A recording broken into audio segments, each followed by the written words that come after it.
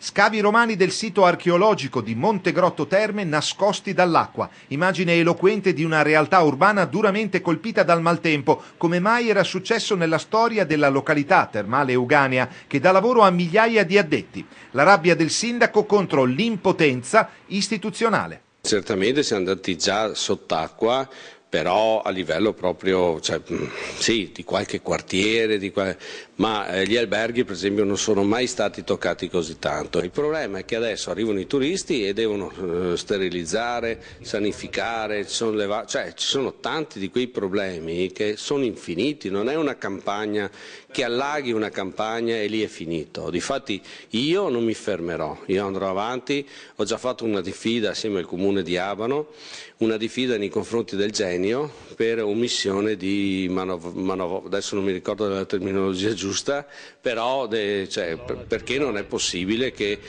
persone che non so nemmeno chi siano abbiano questo potere di dire tu vai sotto, tu non vai sotto, con che discrezione. C'è qualcuno che dà fastidio che Abano Montegrotto sia il comprensorio più importante d'Europa e quindi buttiamoli sotto, facciamoli dei danni, vado anche oltre, sto andando forse oltre, quindi devo proteggere questa cosa. Noi assieme siamo il comune termale più grande d'Europa, quindi è una realtà importantissima. Qui abbiamo solo a Montegrotto abbiamo più di 6.000 posti di lavoro, degli alberghi, ma non sono solo di Montegrotto, è di tutto quanto il comprensorio, quindi l'appoggio ce l'abbiamo da tutti i sindaci, quindi sono scelte che non giustifico sinceramente.